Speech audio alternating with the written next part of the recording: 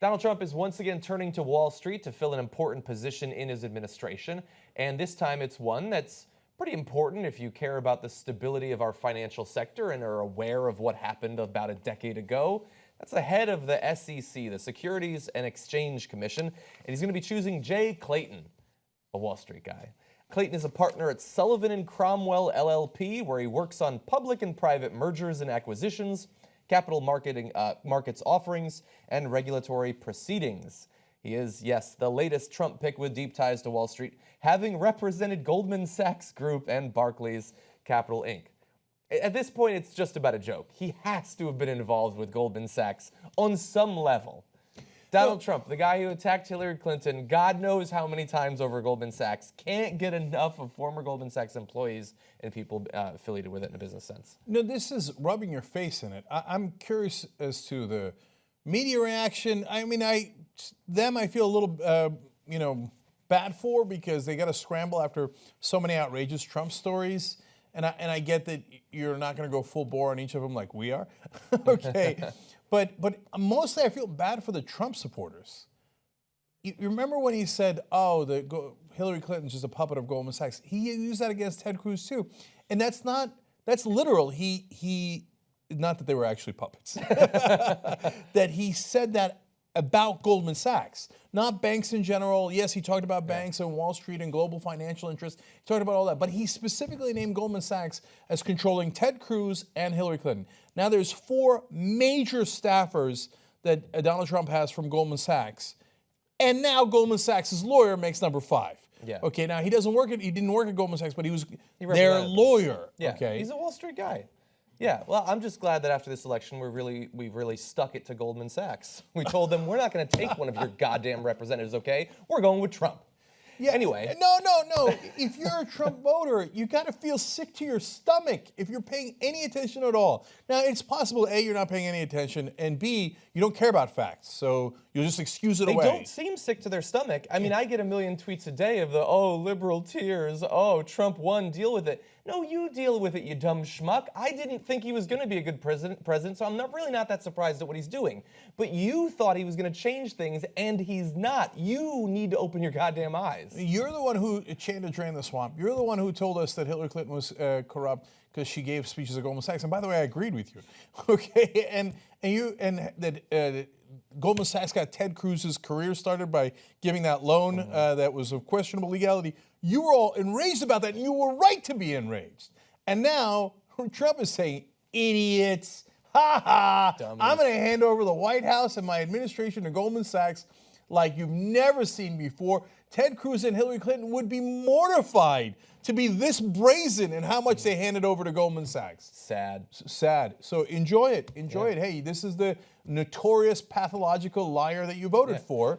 So you shouldn't be surprised he lied to you. I told you he was going to lie to you. The funny thing is that considering the previous ties that Hillary Clinton and Ted Cruz have to Goldman Sachs, they might end up in the Trump administration. Yeah, I mean, God only knows. If Hillary gives one more speech to Goldman Sachs, she might become Secretary of State under Trump. There you go.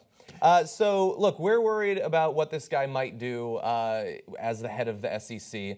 But Trump has a lot of faith in him. He says Jay Clayton is a highly talented expert on many aspects of financial and regulatory law, and he will ensure our financial institutions can thrive and create jobs while playing by the rules at the same time. What little rules remain. And he also said we need to undo many regulations which have stifled investment in American businesses and restore oversight of the financial industry in a way that does not harm American workers, because he's worried about the workers. Clayton has said that he will carefully monitor the financial sector and set policies that encourage companies to create jobs. Do you get what's happening here? When the Republicans start talking about job creation, you're about to get fucked. That's how it works financially. And look, I went through, after hearing about this, I went through a bunch of the articles that have collected some of the things that Trump has said on the campaign trail about the financial sector, and everybody got distracted by this one tax that he was supposedly going to put on some of the hedge fund managers, as if that is indicative of what his stance on Wall Street is. but it's not. He's talked about effectively eliminating Dodd-Frank, the little that we did after the financial collapse to regulate the excesses of the financial sector. He's said repeatedly that he wants a blanket removal of financial regulations, and he wants only new regulations that would imperil the health of the financial sector to not go through. He wants to eliminate the independent funding for the Consumer Financial Protection Bureau. He wants to make it contingent on Republican support for it. We'll see how that goes. And he also wants to get rid of the Financial Stability Oversight Council, the group in government that's supposed to make sure that the largest players in our economy aren't doing something that could imperil the rest of the system. So we're right back to 2006. Yeah. So, look, is everybody that represents Goldman Sachs a bad person? Of course not. And this guy worked at Sullivan Cromwell. It's one of the most respected law firms in the country. And by the way, I was this close to getting a job from Sullivan and Cromwell right after law school. Really? So, yeah, and that's kind of funny. And for a while, for 7 months, I was a corporate lawyer and hated it, couldn't stand it, wanted to leave. I thought it was morally questionable and also enormously tedious. But all of that is actually a defense of them. I get it. There's lawyers in the world, and Goldman Sachs needs an attorney too, and so does Barclays Capital and all those poor little banks. Somebody's got to represent them. I guess. So it's not to say that Jay Clayton's a bad guy. I don't know a thing about Jay Clayton. It is to say that if you said that you were going to go after global financial interests and you were worried about the money flowing into government through these top banks and how they secretly control the government, and then you turn around and you put those same bankers, and now they're a lawyer, in charge of the government and all the rules relating to the government.